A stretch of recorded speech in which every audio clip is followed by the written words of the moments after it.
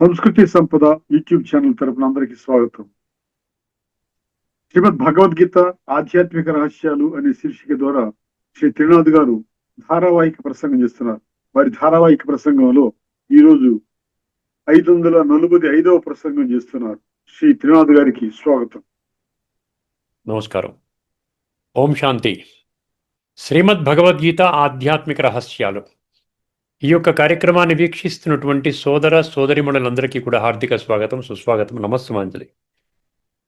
ముందుగా ధార్మికము ఆధ్యాత్మికము ఈ రెండింటి మధ్య ఉన్నటువంటి మరొక భేదాన్ని మనం అర్థం చేసుకునే ప్రయత్నం చేద్దామంటే, భక్తి మార్గంలో భక్తి అంటే గుర్తుపెట్టుకోండి ధార్మికము.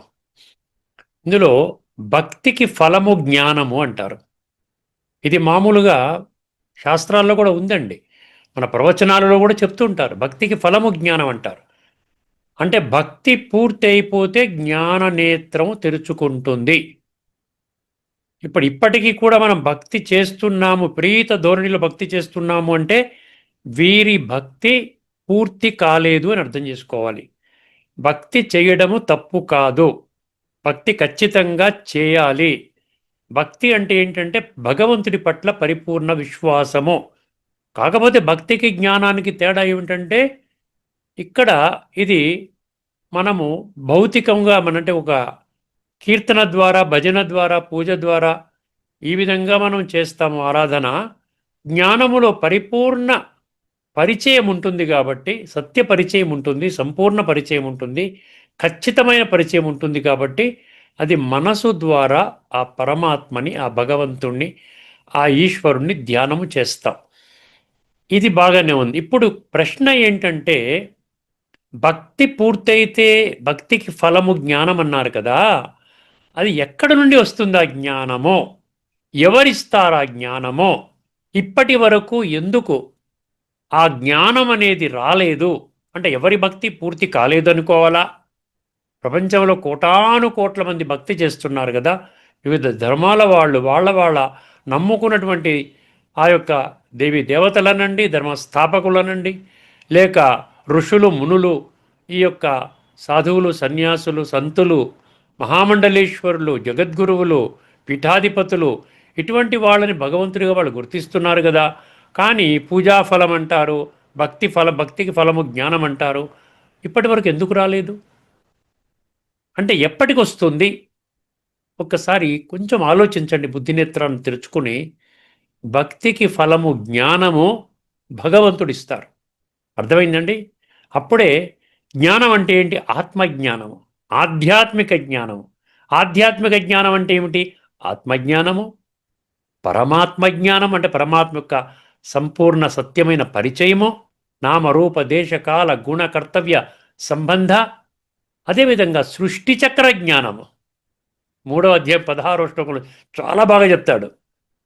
ఎవరైతే ఈ యొక్క సృష్టి చక్రములే కాలచక్రము అనుగుణంగా తమ యొక్క జీవితాన్ని పరివర్తన చేసుకోరో, కేవలము ఇంద్రియ సుఖాలకి బానిసలై అదే పరమార్థం అనుకుంటారో, ఆ వ్యవహారాన్ని పరమార్థం అనుకుని జీవితాన్ని కొనసాగిస్తారో, వాళ్ళు స్వయముగా వాళ్ళ జీవితాన్ని వ్యర్థము చేసుకున్న వాళ్ళు అంటారు. 3వ అధ్యాయంలోని 16వ శ్లోకం. అర్థమైందండి?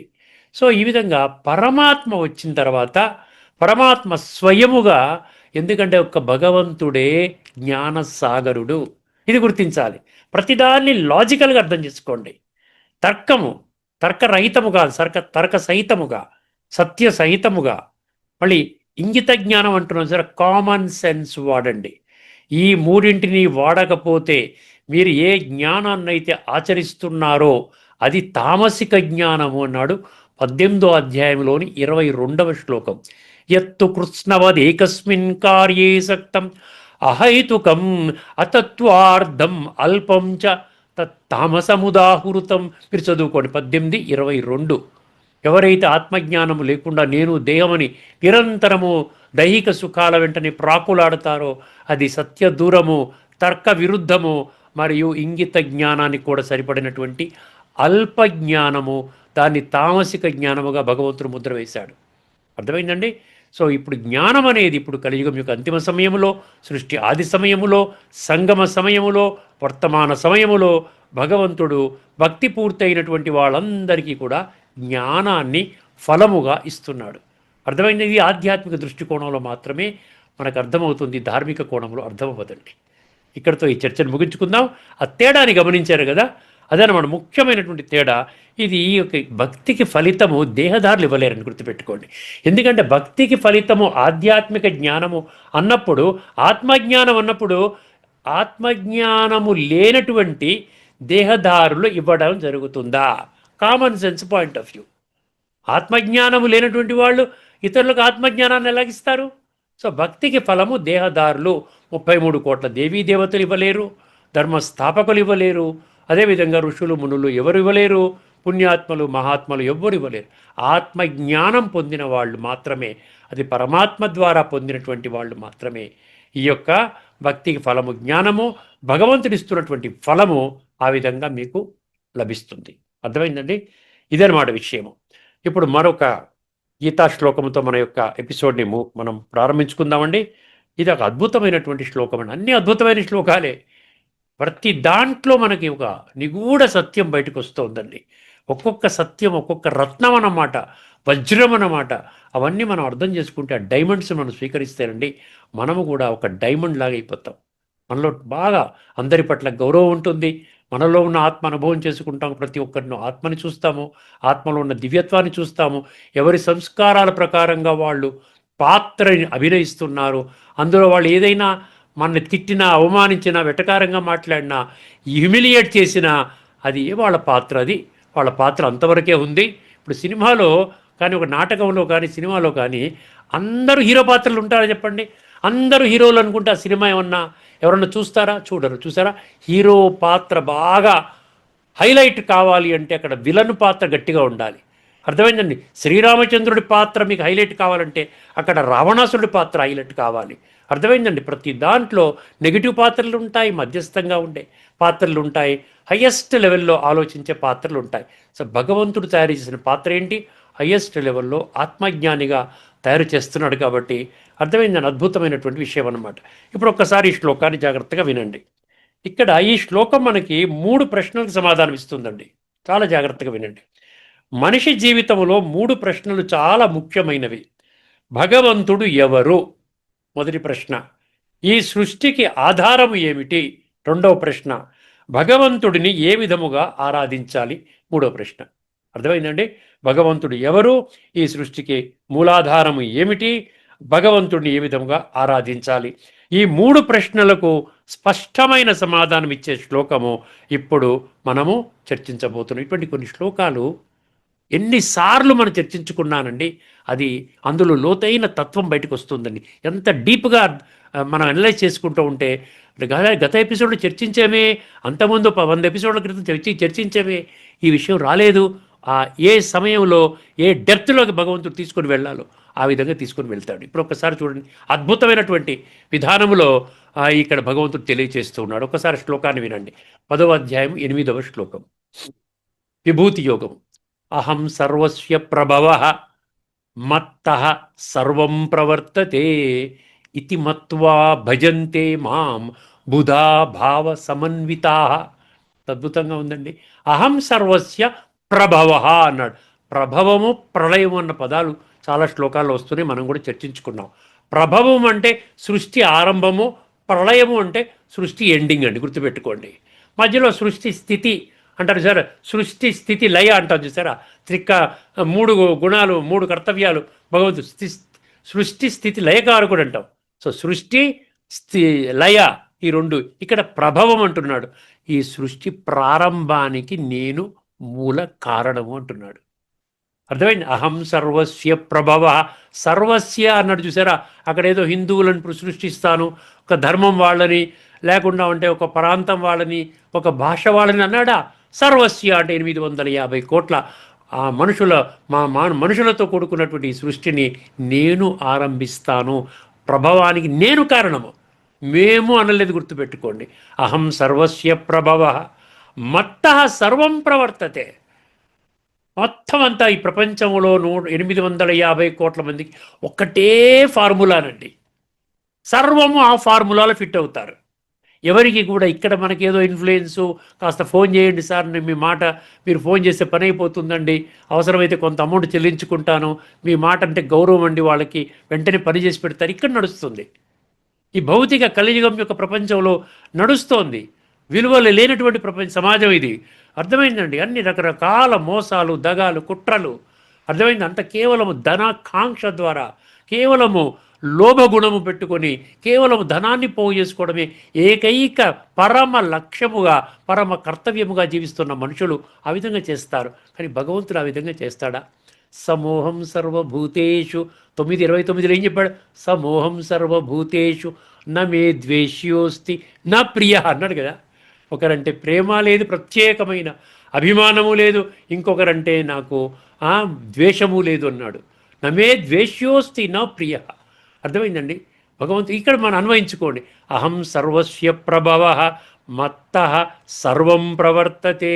అందరూ ప్రవర్తించవలసిందే, భగవంతుడి మార్గంలో నడవలసిందే. నడిచిన వాళ్ళు ఉన్నతంగా వెళతారు. భగవంతుడి మాటలు విన్నవాళ్ళు, భగవంతుడు అంటే తండ్రి కదండి. ఇప్పుడు మీ పిల్లలు మీ మాట విన్నారనుకోండి, వాడికి ఎక్స్ట్రా సపోర్ట్ మీరు ఇస్తారు. అరే వీడు నా మాట వింటున్నాడు. నలుగురు పిల్లల్లో ఈ మూడవ వాడు అద్భుతంగా ప్రతిదాన్ని తూచా తప్పకుండా నా మాటలో, నా మార్గంలో, నా పర్మిషన్ లేకుండా ఏ పని చేయడు, నా సలహా తీసుకుంటాడు అడుగడుగునా. ఎంత ఆనందపడతారండి మీరు?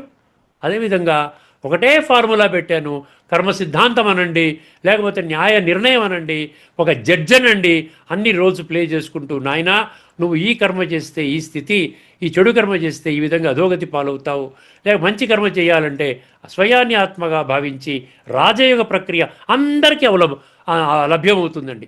రాజయోగమని ఏదో కొంతమందికి మాత్రమే ఇస్తున్నారండి, వాళ్ళు మాత్రమే తీసుకున్నారు. ఎవరు వాళ్ళు తీసుకున్న వాళ్ళు? ఇలాంటి మాటలు, మంచి మాటలు విని ఆకర్షితులై వెళ్ళారు, నేర్చుకున్నారు చక్కగా. ఒక విధానం అరే భలేగుందండి, ఎవరూ చెప్పలేదు, ఇది ఖచ్చితంగా మనుషులు చెప్పిన మార్గము కాదు, ఇది శ్రేష్టమైన మార్గము. ఈ మార్గం ఇప్పటి వరకు అత్యంత విశిష్టమైన వ్యక్తులు కూడా, ప్రవచనకారులు కూడా ఎందుకు చెప్పలేదు అని మీకే అనిపిస్తుందన్నమాట. అహం సర్వస్య ప్రభవ మత్త సర్వం ప్రవర్తతే. అర్థమైందండి? ఈ రెండు విషయాలు తెలుసుకుంటే ఇతి మత్వా భజంతే మాం, నన్ను అప్పుడు ఏమంటే బుధా భావ సమన్వితా అన్నాడు. బుధ అంటే బుద్ధినేత్రం తెలుసుకుంటాడు, భావ సమన్విత అంటే ఫీలింగ్స్తో అనమాట, ఇమోషన్స్తో, భగవంతుని పట్ల సంపూర్ణ అవగాహనతో. పరమాత్మ మీ తల్లి, మీరు ఎట్లా భార్యాభర్తలు ఎట్లా మాట్లాడుకుంటారు, తల్లి బిడ్డలు ఎట్లా మాట్లాడుకుంటారు, ఆ ఫీలింగ్స్తో.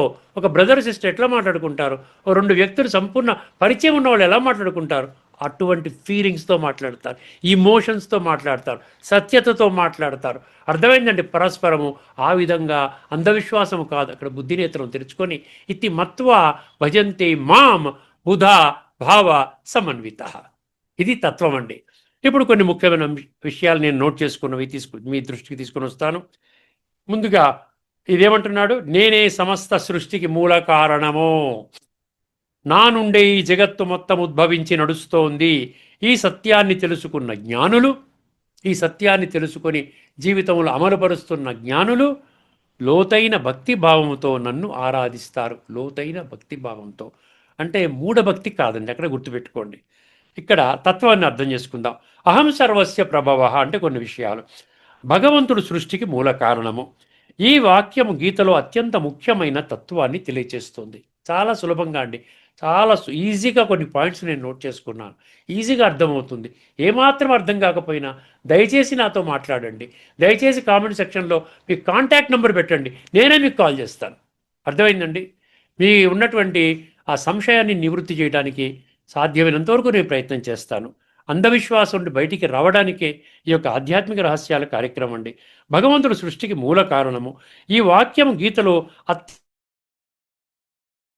భగవంతుడు కేవలము సృష్టికర్త మాత్రమే కాదు, భగవంతుడు కేవలము సృష్టికర్త మాత్రమే కాదు, ఆయన మూల కారణము. ఆయన నుండే ఆధ్యాత్మిక జ్ఞానం వస్తుంది. ఆధ్యాత్మిక జ్ఞానం అంటే 4 విషయాలు. ఆత్మజ్ఞానము, నేనెవరు, నేను ఒక ఆత్మస్వరూపాన్ని, ఈ దేహము నాది. పరమాత్మ ఎవరు? విశ్వాత్మలందరికీ తండ్రి. పరమాత్మ ఈశ్వరుడు నిరాకారుడు. జ్యోతిర్బిందు స్వరూపుడు. వీరిద్దరూ ఏ సమయంలో కాలచక్రంలో తిరుగుతారు? సృష్టి చక్ర జ్ఞానము. ఎందుకంటే సృష్టి చక్రం యొక్క ఆది మధ్య అంతిమం ఒక పరమాత్మ మాత్రమే తెలుసును. సృష్టి చక్రం ఆవల ఉంటారు కాబట్టి. నాలుగవది కర్మల గుషగతి, కర్మ సిద్ధాంతాన్ని, ఇవన్నీ కూడా మనకు చెప్తున్నాడు. ఈ యొక్క జ్ఞానము ఆధ్యాత్మిక జ్ఞానం అంటే ఆత్మ పరమాత్మ సృష్టి చక్రము కర్మల గుహ్యగతి యొక్క జ్ఞానం ప్రాప్తిస్తుంది. ఇక్కడ గుర్తించవలసిన ముఖ్య విషయం ఏమిటంటే ఈశ్వరుడు అంటే శివ పరమాత్మ సృష్టి యొక్క మూల కారణం అయినప్పటికీ, చూడండి, శివ పరమాత్మ సృష్టి యొక్క మూల కారణం అయినప్పటికీ వారు స్వయముగా సృష్టిలో భాగస్వామి కాదు. అంటే సృష్టి చక్రములో వారు పాత్రని అభినయించరు. ఇది ముఖ్యమైన విషయం. ఆవల ఉంటారు. ఆయన జ్ఞానసాగరుడు, శక్తి సాగరుడు. మరియు శక్తి సాగరుడు అంటే మనకు శక్తి లేదు ఈ రోజున. మంచి మార్గంలో నడవడానికి ఆధ్యాత్మిక శక్తి కావాలి. ఆ శక్తి ఈ రోజున లేదు మనకి. అర్థమైంది? అదేవిధంగా ఇంకో మూడవటి ఏంటన్నాడు? పతిత పావనుడు. ఇంకెవరు పతిత పావనుడు కాదు, వారొక్కరే. రెండో విషయము మత్తః సర్వం ప్రవర్తతి. ఇంతకు చెప్పింది అహం సర్వస్య ప్రభవ. ఇప్పుడు రెండో పంక్తి మత్తః సర్వం ప్రవర్తతే. ఇక్కడ ఏమంటున్నాడు? జాగ్రత్తగా వినండి. సృష్టి నిర్వహణ యొక్క సంపూర్ణ బాధ్యత భగవంతుడిది. సృష్టి ఒకసారి సృష్టించబడింది కాదు, నిరంతరం తిరుగుతూనే ఉంటుంది. ఇది కూడా సీక్రెట్ అన్నమాట. అర్థమైంది? ఆగదు సృష్టి. ఒకసారి అయిపోయిందండి, ఈ శరీరం చాలించేస్తే ఇంకా మళ్ళీ నాకు జన్మ ఉండదు. ఇవన్నీ కూడా మీరు అంధవిశ్వాసంతో కూడుకున్నటువంటి మీ యొక్క ఆలోచనలు అన్నమాట. దీనికి ఎటువంటి సిద్ధాంతము లేదు. అర్థమైందండి? అందుకని ఏం చెప్పి ఒకసారి సృష్టించబడింది కాదు, అది నిరంతరము ప్రయాణం చేస్తుంది, నడుస్తోంది. ఈ నడిపించే శక్తి దేని ఆధారంగా? ధర్మ నియమాలు. ధర్మ సంస్థాపనార్థాయ సంభవామి. ధర్మం ప్రకారం. ధర్మం అంటే ఏమిటి, అధర్మం అంటే ఏమిటి, అదే అర్థమైంది. నెక్స్ట్ కర్మ సిద్ధాంతం చెప్పాను కదా, కర్మల గుహ్యగతి. మూడవది కాలచక్ర రహస్యం. ఈ చక్రంలో తిరుగుతోంది అంటే అమ్మ తదుపరి మళ్ళీ జన్మ ఉండబోతుందా? అలాంటప్పుడు ఏ జన్మ వస్తోంది నాకు? ఎందుకంటే ఇక్కడ పనికిరాని జన్మలు, అడుక్కునే వాళ్ళ జన్మలు ఉన్నాయి, కాళ్ళు చేతులు లేని వాళ్ళ జన్మలు ఉన్నాయి. ఈ అతి దరిద్రమైన కుటుంబాల్లో కోట్ల మంది ఉన్నారు. ఈ రోజున చూస్తున్నారా? అది అత్యంత ధనికులు వాళ్ళు ఉన్నారు, పెద్ద పెద్ద పదవుల్లో ఉన్న వాళ్ళు ఉన్నారు. నాకు ఎటువంటి జన్మ వస్తుంది ఆలోచన కలుగుతుందన్నమాట. అందుకని ఇక్కడ ఏం చెప్పాడు? కాలచక్ర రహస్యం అంటే భగవంతుడు డైరెక్ట్గా ఏ పని చేయడు. గుర్తుపెట్టుకోండి, డైరెక్ట్గా మీరు చేసి పెట్టండి, నేను 100 కొబ్బరికాయలు కొడతాను, చెయ్యడు. నో, ఈ విల్ నాట్ ఇంటర్ఫియర్. కానీ సర్వ నియమాలకు ఆయన మూల కారకుడు. ఈ నియమాలన్నీ ఆయనే పెట్టాడు. ఆయన సాత్విక కర్మ చేస్తే సాత్విక సంస్కారాలు, సత్యయుగంలో నీకు శ్రేష్టమైన జన్మ ప్రాప్తి. తామసికంగా నీ వ్యవహారం ఉంటే, నీ ఆలోచనలు, నీ మాటలు, నీ కర్మలు మళ్ళీ తమో ప్రధానంగా మళ్ళీ నువ్వు ద్వాపర కలియుగాల్లోనే పుడతావు. ఎంత స్పష్టంగా చెప్తున్నాడు. ఇది ఆయన ఆ విధంగా ఆ నియమాలు పెట్టేశాడు. అలాగే భగవంతుని శక్తి వల్ల సృష్టి నడుస్తుంది. ఇప్పుడు మూడవది ఇతిమత్వా. ఇది చాలా ఇంపార్టెంట్. ఇతిమత్వా, ఈ విధంగా అర్థం చేసుకున్నవాడు. 7వ అధ్యాయం 3వ శ్లోకం చూడండి. ఆ విధంగా అర్థం చేసుకున్నవాడు అక్కడ ఫిట్ అవుతారు, తెలుసుకున్న వాళ్ళు ఫిట్ అవుతారు. ఇతిమత్వ, ఈ నిగూఢ సత్యాలను గ్రహించడము కేవలము విశ్వాసం మాత్రమే కాదు, సత్య జ్ఞానం యొక్క అనుభవము. నాలెడ్జ్ ఒకటే కాదు, విజ్డమ్ కావాలన్నమాట. దేని ద్వారా వస్తుంది విజ్డము? త్రూ సోల్ రియలైజేషన్ అన్నాడు. అంటే ఆత్మ అనుభూతి, ఆత్మ జాగృతి, సోల్ కాన్షియస్నెస్లోకి రావడం అన్నమాట. నేను ఎవరు, భగవంతుడు ఎవరు, సృష్టి చక్ర రహస్యం ఏమిటి, కర్మ సిద్ధాంతం అంటే ఏమిటి, ఈ 4 విషయాలు బుద్ధినేత్రాన్ని జాగృతి చేసుకొని అర్థము చేసుకున్నప్పుడు మన దృష్టికోణము ధార్మికము నుండి ఆధ్యాత్మికం వైపుకి మరలుతుంది, పరివర్తన చెందుతుంది. అది భగవంతుడు ఆ విధంగా చేస్తున్నాడు. 4వ పాయింట్ బుధాభావ సమన్వితాహ అన్నాడు. బుధాభావ సమన్వితాహ అంటే ఏమన్నాడు? జ్ఞానుల భక్తి. ఇక్కడ అంటే బుధాభావ సమన్విత అంటే జ్ఞానము ఆధారిత భక్తి, మూఢ విశ్వాసం ఆధారిత భక్తి కాదు. అర్థమై ఏదో విశ్వాసం మీద వెళుతున్నానండి, ఫలానా గురువుగారు నాకు తాయెత్తు ఇచ్చారు, ఫలానా గురువుగారు ఒక మంత్రం ఇచ్చారు, ఫలానా గురువుగారు ప్రవచనంలో ఇలా చేయమని చెప్పారు, నేను అలా చేస్తున్నాను. ఇదంతా అంధవిశ్వాసంతో కూడుకున్నది. ఆత్మ పరిశుద్ధం అవుతుందా? శరీరము మనసు ప్రశాంతం కాదు, ఆత్మ శుద్ధి కావాలి. ఆత్మ తామసిక ప్రధాన స్థితిలో ఉన్నది వర్తమానం. బుధాభావ సమన్విత జ్ఞానుల భక్తి. ఇక్కడ భక్తి అంధవిశ్వాసము కాదు, ఇది జ్ఞానముతో కూడిన భక్తి. చూసారా? అదే భక్తి యోగం చూడండి మీరు. భక్తి యోగంలో 20 శ్లోకాలు ఉన్నాయి. భక్తి యోగంలో ఆఖరిలో భక్తి యోగం 12వ అధ్యాయంలో 13వ శ్లోకం నుండి 20వ శ్లోకం వరకు. నాకు ఇటువంటి భక్తులంటే ప్రియము, ఇటువంటి భక్తులంటే ప్రియం 8 శ్లోకాలే చెప్పాడు. మరి చదివారు ఎప్పుడైనా? అది అర్జునుడికి అనుకున్నాం, ద్వాపరయుగం అనుకున్నాం, మనం విస్మరించేసాం. అదనమాట మూల కారణము. ఇది జ్ఞానంతో కూడిన భక్తి 12వ అధ్యాయం. లక్షణాలు ఆ 12వ జ్ఞానంతో కూడిన యొక్క భక్తి లక్షణాలన్నీ 12వ అధ్యాయులు ఇచ్చాడు. అదే ఇంకా అది కాకుండా ఇంకా వేరేదంతా భక్తి కాదండి. అది అంధవిశ్వాసం, మూఢ విశ్వాసం. వేరేది అనుకుంటున్నారు, పరమాత్మని ప్రాప్తి చేసుకుంటున్నాను అనుకుంటున్నారు, కానీ ఏమీ జరగదు. అంధవిశ్వాసంతో ఏమీ జరగదు. గాఢమైన సత్యమైన ప్రేమ, స్థిరమైన స్మృతి రాజయోగం ద్వారానే అది ప్రాప్తిస్తుంది. స్వార్థ రహిత సమర్పణ, స్వార్థ నిష్కామ సేవ, నిస్వార్థంగా మనం ఏదో కోరిక పెట్టుకుని నేను నడిచి వస్తున్నా, నాకు ఫలానా కోరిక తీర్చు అంటే అది మళ్ళీ భక్తి, లౌకిక భక్తి, అంధవిశ్వాసంతో కూడుకున్న భక్తి, ఒక్క జన్మకి మాత్రమే పరిమితమయ్యే భక్తి అవుతుందన్నమాట. ఇప్పుడు గీతా శ్లోకాల మద్దతు, కొన్ని ఉపనిషత్తు శ్లోకాల మద్దతు, సమయాన్ని దృష్టిలో పెట్టుకుని నేను కొంచెం ఫాస్ట్గా వెళ్తాను, కొంచెం అర్థం చేసుకుని కొన్ని శ్లోకాలు చాలా వరకు ఇప్పటికే 450 శ్లోకాల పైన మనం చర్చించుకున్నామండి. అందువల్ల మీకు ఈజీగా అర్థమవుతుంది, మీకు కూడా వచ్చేస్తాయి. నాకులాగా నేను కూడా అలా చెప్పగా నాకు వచ్చేస్తున్నాయి. 9వ అధ్యాయం 10వ శ్లోకం 9-10. మయాధ్యక్షేణ ప్రకృతి సూయతే సచరాచరం అన్నాడు. అంటే ఈ చరాచర జగత్తి ప్రకృతి నా అధ్వర్యములో పనిచేస్తుంది. చూసారా, మయాధ్యక్షేణ నా అధ్యక్షతలో పనిచేస్తుంది, నేనే కారణం. అలాంటి నన్ను విడిచిపెట్టి మీరు ఎక్కడెక్కడో తిరుగుతూ ఏవో చేసుకుంటున్నారు, ఎటువంటి ప్రాప్తులు పొందలేదు, భక్తికి ఫలితము పొందలేకపోతున్నారు, ఇంకా వెతుకుతున్నారు. 15 సర్వస్య చాహ వృద్ధి సన్నివిష్టో. చూసారా, అక్కడ ఇంకోటి రెండోది ఇచ్చాడు 18:61లో కూడా ఈశ్వర సర్వభూతానాం హృద్దేశేర్జున తిష్టతి. అక్కడ హృదయము, నీ హృదయంలో నేను కూర్చుంటాను. భగవంతుడు చెప్తున్నాను, మనం కూర్చోబెట్టుకోవడానికి మనకి టైం లేదు, బిజీగా ఉన్నాం. మనకు అసలు అటువంటి విధంగా ఆలోచించడానికి, బుద్ధినేతనం తెరుచుకోవడానికి 7వ అధ్యాయం 3వ శ్లోకంలో కొద్దిమంది ఆ విధంగా భగవంతుడు చాలా దగ్గరికి చేస్తున్నాడు, హృదయంలో పెట్టుకుంటున్నాడు, ఆ విధంగా పరిహారం అవ్వాలి పరమాత్మ మీద అని చూసి నేను అందరి హృదయంలో ఉన్నాను. ఈ 2 శ్లోకాలు చెప్పాను. 7-6 ఏతద్యోనీని భూతాని సర్వాణీత్యుపధారయ అహం కృష్ణస్య జగత ప్రభవ ప్రళయ తథా అన్నాడు. అంటే సమస్త మానవాళి నా నుండే ఉద్భవిస్తాయి, నేనే సృష్టి ఆరంభము మరియు నేనే సృష్టి యొక్క లయము. సృష్టి స్థితి లయం వచ్చింది. 7 మత్త పరతనం నాణ్యత్ కించిదస్తి ధనంజయ మయి సర్వమిదం ప్రోతం సూత్రే మణిగణ ఇవ. మొత్తం సూత్రానికి మణులు కూర్చబడితే ఎట్లయితే కంట్రోల్లో వస్తుందో సమస్త సృష్టి అంతా నా కంట్రోల్లో నడుస్తుంది అంటున్నాడు. 7వ అధ్యాయంలో 19 వాసుదేవ సర్వమితి సమాహాత్మ సుదుర్ల. భగవంతుడే సర్వస్వము, భగవంతుడే నాకు ముఖ్యము. ఈ యొక్క సమయం చాలా సంక్లిష్ట సమయము, కాలచక్రంలో యుగ పరివర్తన జరిగే సమయము, ఇది చాలా ముఖ్యము. ఆ విధంగా భావించేవాడు అతి కొద్దిమంది మాత్రమే సమహాత్మ సుదుర్లభ అన్నాడండి.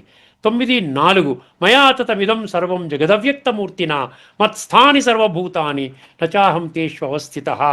ఈ జగత్తు అంతా నా అవ్యక్త స్వరూపంతో వ్యాప్తి చెందింది. చూసారా, పరమాత్మతోనే మొత్తం అంతా.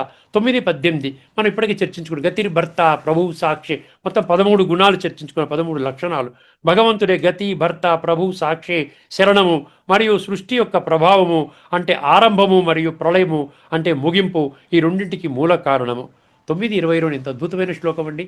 అనన్యాశ్చింతయంతో మాం ఏ జనా అన్నాడు. చూసారా, ఎవరైతే ఏ జనా పర్యుపాసతే తేషాం నిత్యాభియుక్తానాం యోగక్షేమం వహామ్యహం.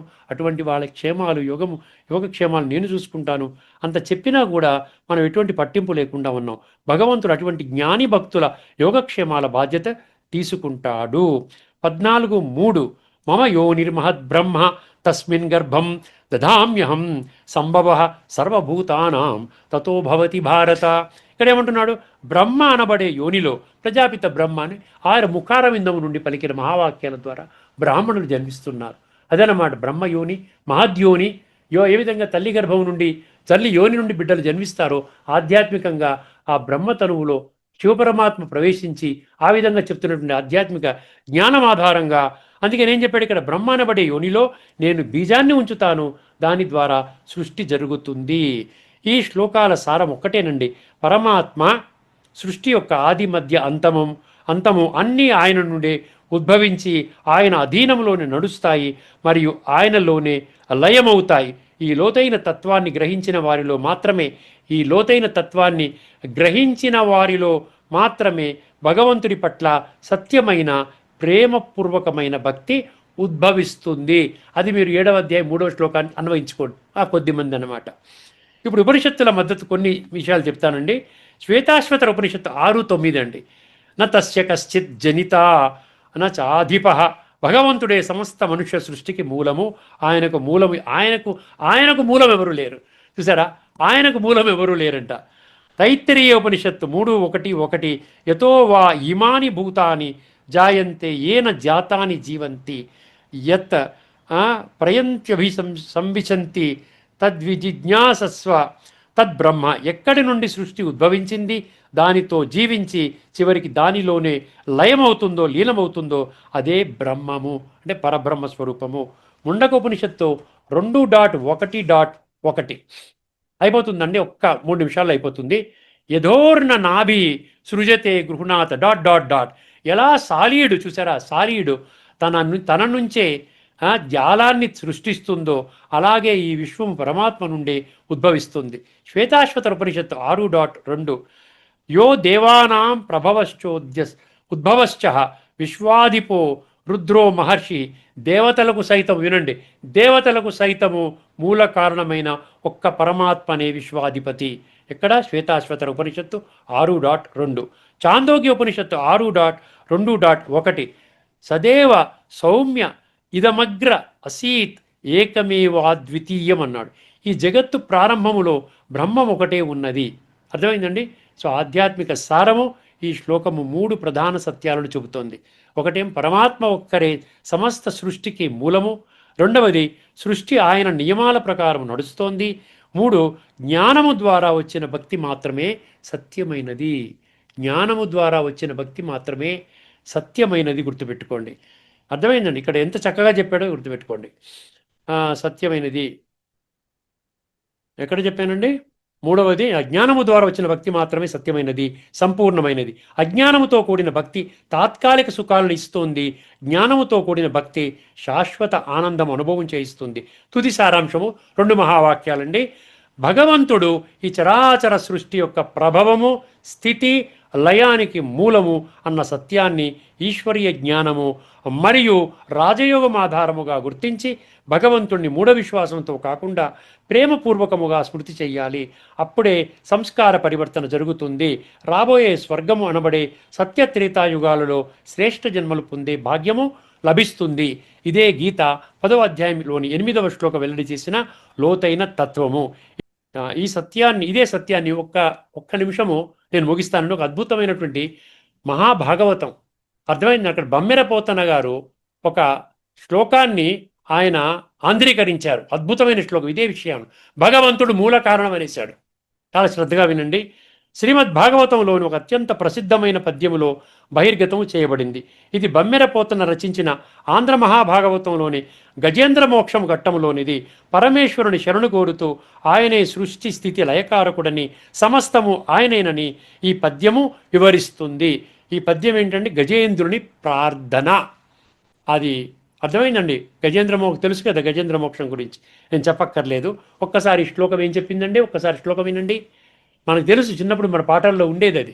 అర్థమైందండి? అదే ప్లెడ్జ్ ఉండేది, all Indians are my brothers and sisters, plus ఈ శ్లోకం కూడా ఉండేది. ఎవ్వని చే జనించు జగమెవ్వని లోపల ఉండు లీనమై ఎవని యందు డిందు పరమేశ్వరుడెవ్వడు మూల కారణం వెవ్వడు అనాది మధ్య లయుడెవ్వడు వానిని ఆత్మభవు ఆ సర్వము తానయైన వాడెవ్వడు వానిని ఆత్మభవు ఈశ్వరునే శరణంబు వేడెదన్నాడు.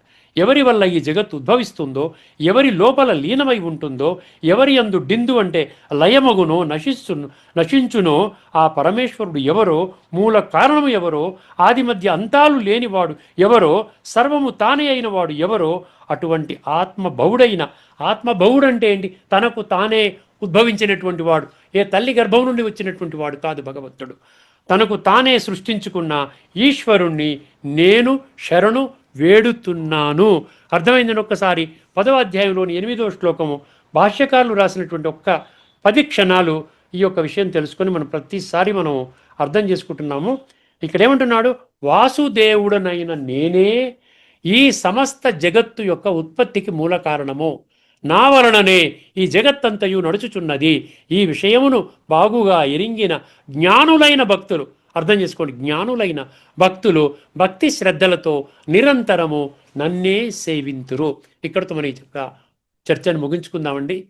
తదుపరి ఎపిసోడ్లో ఒక అద్భుతమైనటువంటి కఠోపనిషత్తు మహామంత్రాన్ని, అందులో లోతైన తత్వాన్ని మీ దృష్టికి తీసుకొని వస్తానండి. అంతవరకు సెలవు. అందరికీ నమస్కారం. లోకా సమస్త సుఖినో భవంతు. ఓం శాంతి. శ్రీమద్ భగవద్గీత ఆధ్యాత్మిక రహస్యాలు అనే శీర్షిక ద్వారా ధారావాహిక ప్రసంగం చేసిన శ్రీ త్రినాథ్ గారికి ధన్యవాదాలు.